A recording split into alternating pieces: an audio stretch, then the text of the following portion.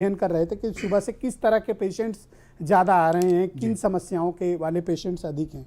तो हमने ये पाया कि इस समय ऑक्सीजन लेवल तेज़ी से घटने वाले पेशेंट्स अचानक से उत्तर प्रदेश में बढ़े हैं, जिनका आपके मुताबिक वो 90 से नीचे आ रहा है, 80 to 90 के बीच रह रहा है। इस तरह के पेशेंट्स ज़्यादा आ रहे हैं, तो उनमें किस तरह के सिम्टम्स हैं, और चूंकि आपकी बात बहुत लोग फॉलो करते हैं, मानते हैं, तो अब एक तो ये बताइए कि बहुत से लोगों का 90 से नीचे आ रहा है और वो गंभीर हैं और अस्पतालों में जगह नहीं है, तो ऐसी स्थिति में लोग क्या करें? बहुत ही विचलित हैं लोग, आपको सुनना चाहते हैं। देखिए ब्रजेश जी, सबसे पहले तो मैं आपको व्यक्तिगत रूप से और भारत समाचार को इस बात के लिए धन्यवाद देता हूं कि मुझे एक बड़ा प्लेटफॉर्म मिला।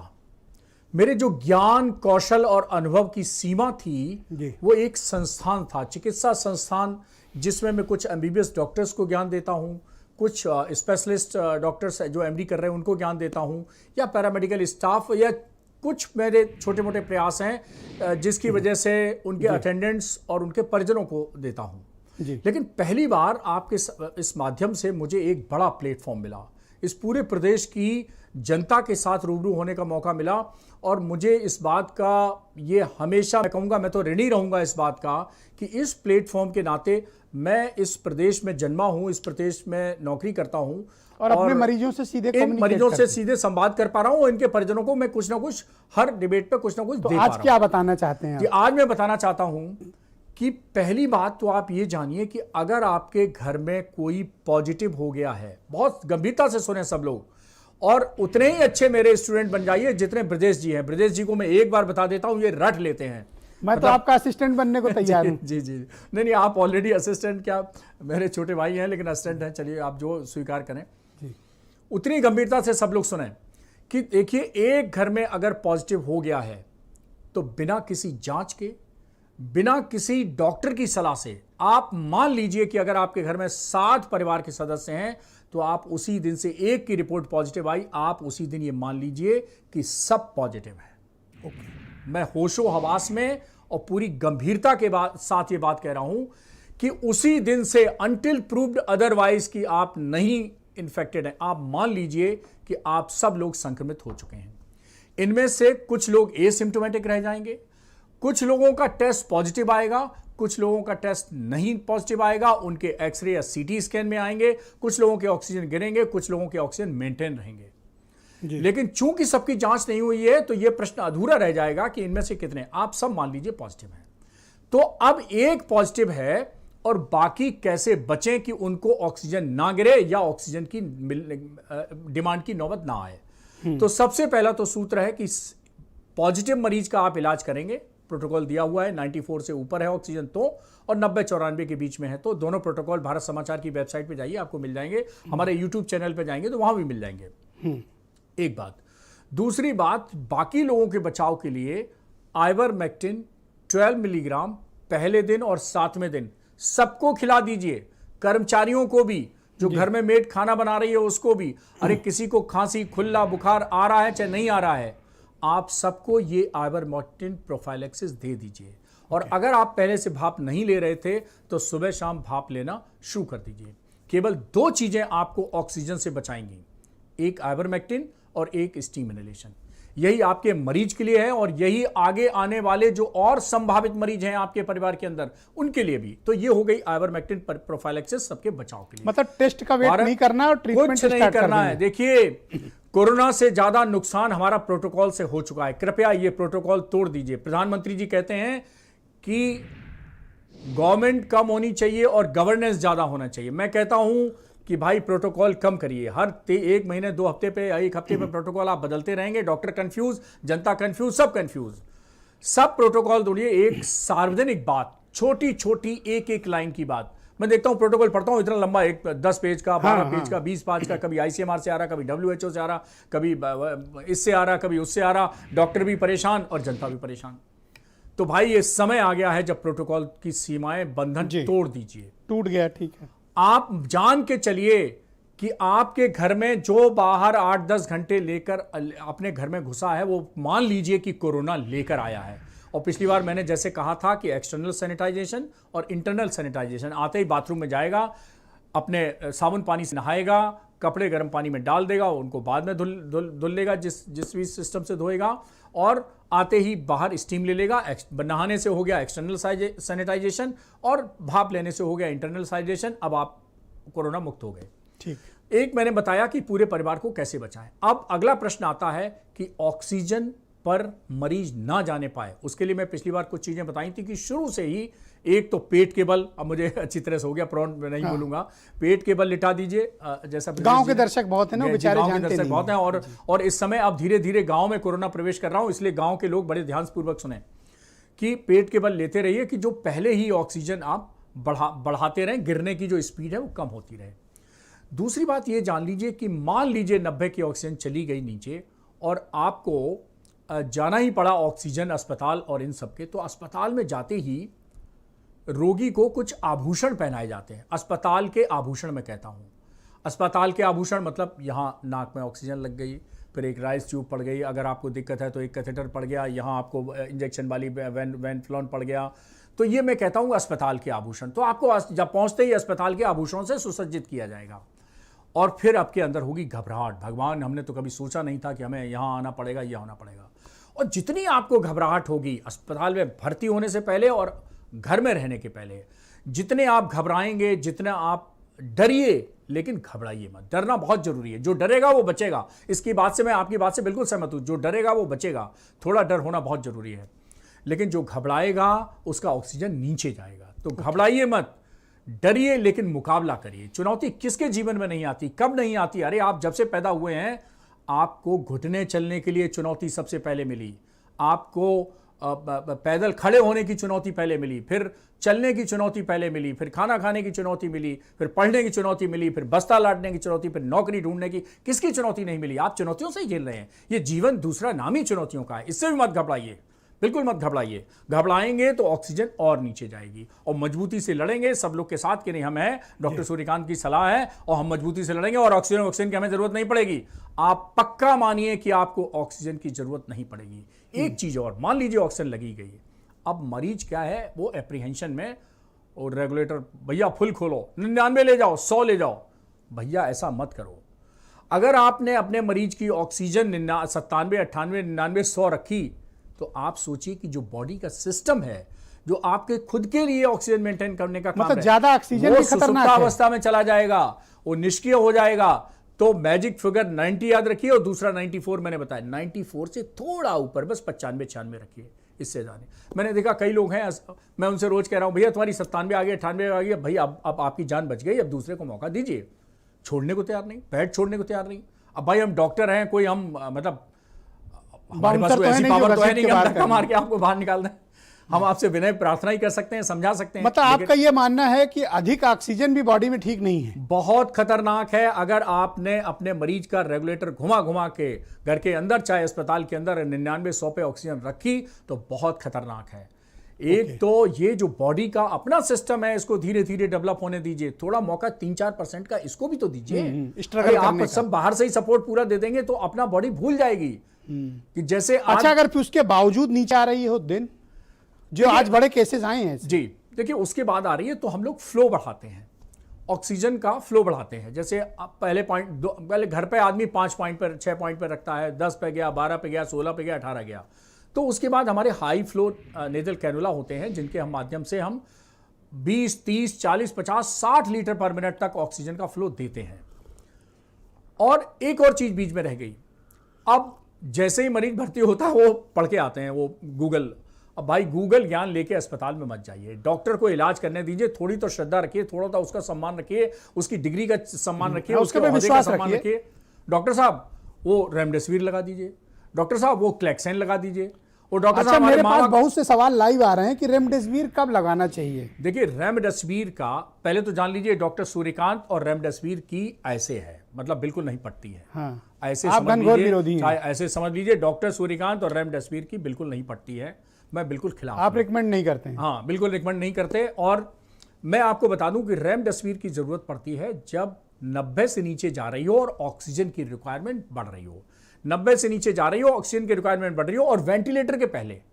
वेंटिलेटर और हाई फ्लो ऑक्सीजन के बीच में थोड़ा केसेस हैं जिनको रेमडेसिविर से थोड़ा बहुत फायदा हो सकता है, लेकिन उसके बहुत सारे, लिवर को वो नुकसान करे, किडनी को वो नुकसान करे और आपकी जेब को वो नुकसान करे। 5,000 रुपए का इंजेक्शन आता है, 6 इंजेक्शन लगते हैं, 30,000 का तो चूना असली में लग गया और फिर काला बाजारी से खरीदा तो लाख, 1.5 लाख, 2 लाख, पता नहीं कहां जाके मीटर रुकेगा, वी डोंट नो। तो इसलिए रेमडेसिविर के जो दीवाने हैं कई लोग तो अपना वो जेब में लेके आते हैं, सर मैं 6 वायल लेके आया हूं, जल्दी से लगवा दीजिए। उन्हें ऐसा लगता है कि मैं अक्सर पहले जब 2020 में रेमडेसिविर आया तो मैंने इसका एक देसी नाम किया, हमारे रेजिडेंट याद नहीं, सर वो क्या, वो रैम वाला, तो हमने कहा यार ऐसे याद रखो, रैम मत करो, RAM, राम भी होता है, हाँ राम को जानते हो, हाँ राम। और राम कौन से, देसी थे विदेशी थे? देसी थे, तो राम देसी वीर। कौन थे? वीर थे कि नहीं, धनुष बाण लेके रहते हैं। तो मैंने लड़कों को अपने याद दिलवाया इस तरह से नाम, मैंने कहा याद रखो राम देसी वीर, हालांकि वो देसी नहीं है, वीर नहीं है और ना राम है, वो बिल्कुल फ्लॉप हो गया है। लेकिन मैंने जब शुरू में सिस्टर को इन सबको रटवाया तो मेरे दिमाग में आया इनको कैसे रटवाएं, अंग्रेजी भाषा एक तो इतनी क्लिष्ट है, हमारी मातृभाषा नहीं है, बड़ी मुश्किल होती है। तो मैंने कहा भैया रेमडेसिविर को ऐसे बोलिए आप, राम देसी वीर। तो अगर मान लीजिए कि 85 से नीचे भी आ रही हो जी, तो लोगों को अस्पताल न मिल रहा हो, बेड न मिल रही हो, तो वो क्या करें, अपनी जान कैसे बचाएं? देखिए ऐसा है कि अगर हमारे बहुत से ऐसे पेशेंट होते हैं जो क्रोनिक सांस के रोगी हैं और मैं आपको बताऊं कि वो 70-75 पे भी अपना घर साहब काम निपटाते रहते हैं। अब ये अलग बात है कि एकदम फॉल करती है तो ये एक्यूट प्रॉब्लम है, उनकी क्रोनिक प्रॉब्लम है। तो ऑक्सीजन कंसंट्रेटर या सिलेंडर कहीं मिल जाए तो उस पर घर पे ही इस्तेमाल करें। मैं इसमें ऑक्सीजन कंसंट्रेटर एक बेहतर विकल्प मानता हूं। आज मैंने 1 बजे उत्तर प्रदेश, देश की जितनी कंपनियां ऑक्सीजन कंसंट्रेटर बनाती हैं सबको फोन किया, सबको कॉल किया, उनसे कहा कि भाई आप ये बताइए ऑक्सीजन कंसंट्रेटर क्या होता है, मैं दर्शकों को बता दूं। सिलेंडर आप लेते हैं, खाली हो जाएगा, रिफिल कराना पड़ा। ऑक्सीजन कंसंट्रेटर एक छोटी सी मशीन होती है, एक ऐसा वो होता है, डिब्बा सा होता है, और उसमें एक प्लग आप ऑक्सीजन पे लगा दीजिए और ऐसे ऊपर से ऑन करिए और यहां से नॉब घुमाइए, ऑक्सीजन चालू। ये वातावरण की ऑक्सीजन को, वातावरण में 21% ऑक्सीजन होती है जो हम सांस लेते हैं, ये 100% ऑक्सीजन नहीं होती है। इसको वो कंसंट्रेट करके वो ऑक्सीजन, प्योर ऑक्सीजन में कन्वर्ट करता है, इसीलिए नाम है उसका ऑक्सीजन कंसंट्रेटर, यानी कि वो ऑक्सीजन को कंसंट्रेट करता है वातावरण। तो एक बार आपने ले लिया, जिंदगी भर आपके किसी भी कोरोना, रोना, होना, बोना जो भी आएंगे आगे, उन सबके लिए आपके परिवार में एक गारंटी होगी। मतलब लेके रख लीजिए, आप चाहते ही खरीद लीजिए। जैसे आपने पल्स ऑक्सीमीटर इस्तेमाल करने लगे, जैसे फ्रिज और टीवी है तो उस तरह ऑक्सीजन कंसंट्रेटर, हाँ जैसे एक टेलीविजन फ्रिज रखते हैं वैसे ऑक्सीजन कंसंट्रेटर भी रख लीजिए। अब तो सबने कहा है कि 3 मई तक वो कुछ ना कुछ लखनऊ में ऑक्सीजन कंसंट्रेटर जरूर उपलब्ध कराएंगे।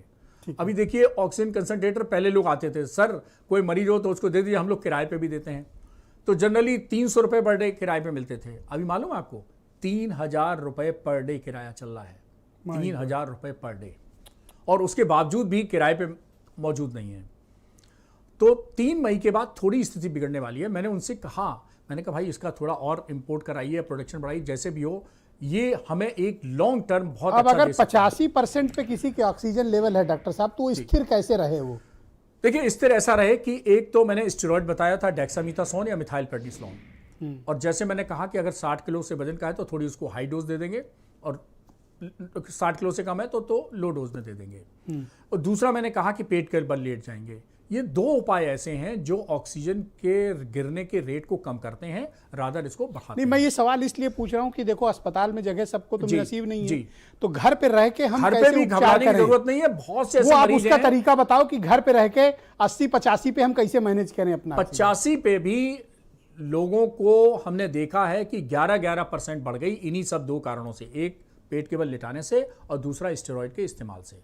अब स्टेरॉइड का और जल्दी अगर अच्छे इस्तेमाल चाहते हैं तो एक मिथाइल प्रेडनिसोलोन का इंजेक्शंस भी आते हैं। तो अगर आपको ऐसा सुविधा है कि बगल में कोई कंपाउंडर वगैरह रहते हैं, तो जैसे मैं कहता हूं कि अगर इमरजेंसी हो गई है, एकदम फॉल करके 80-85 पहुंच गई है, तो 1000 एकदम एक बड़ा सा स्पाइक देता है, 1000 मिलीग्राम का इंजेक्शन मिथाइल प्रेडनिसोलोन का स्टेट लगवा दीजिए और उसके बाद 125 मिलीग्राम का सुबह दोपहर शाम लगवा दीजिए। ये एक और बड़ा बूस्टअप है जो तुरंत 80 से आपको 90 की तरफ ले जाएगा। एक बार फिर रिपीट करिए।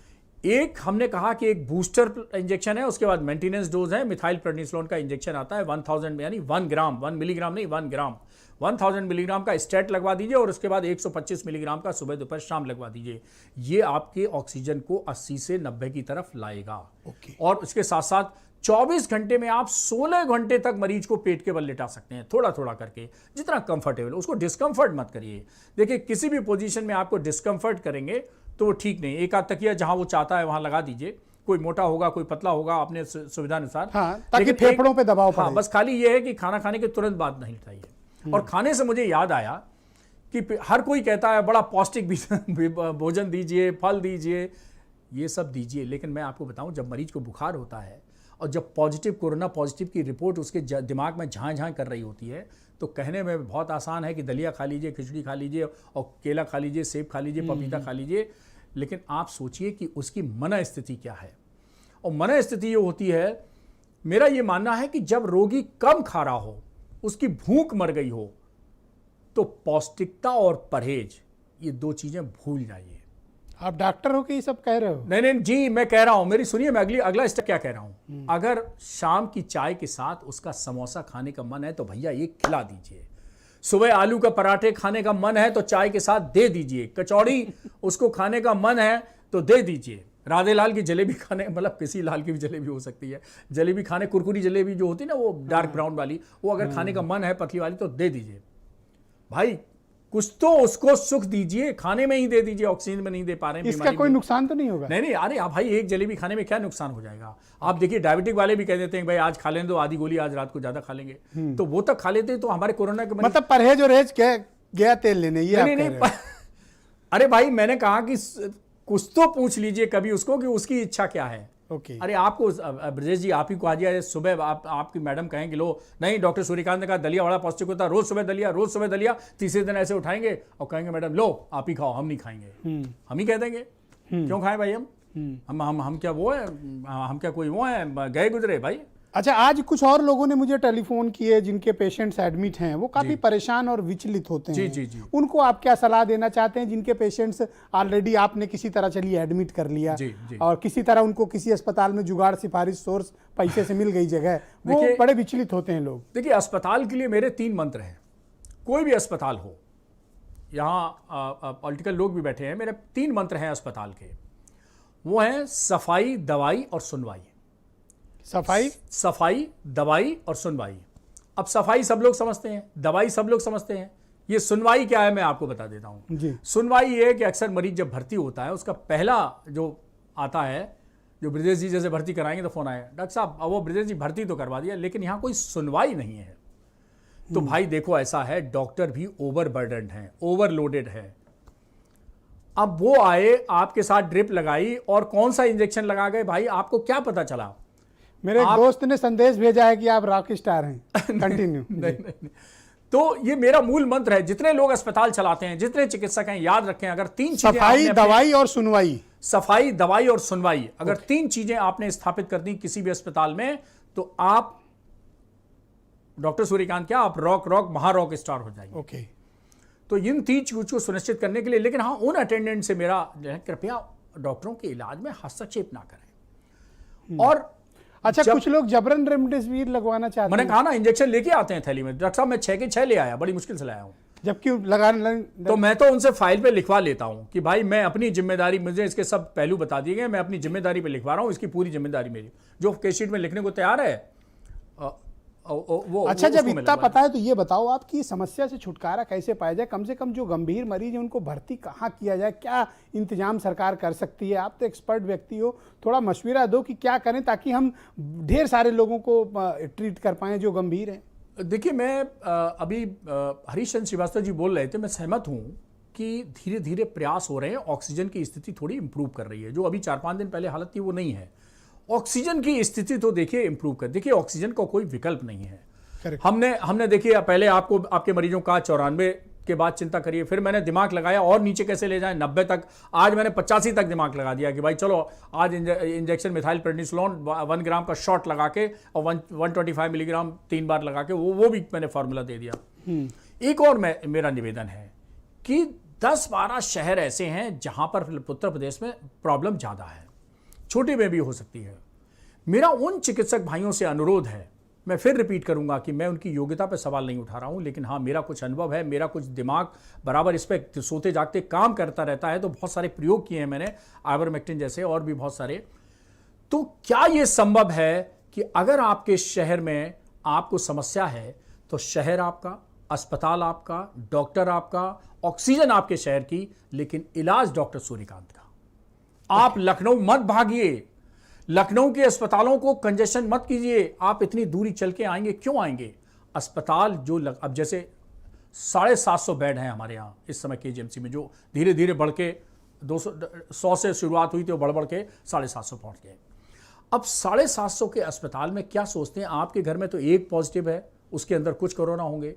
अरे भाई, आप तो स्विमिंग पूल में नहाना नहीं आता, तैरना नहीं आता, सीधे समुद्र में छलांग लगा रहे हैं। आप सोचिए उस वार्ड की कंडीशन क्या होगी जिसमें 40 मरीज कोरोना के पॉजिटिव हैं। अरे भाई, वो तो पूरा वार्ड ही कोरोना का समुद्र है।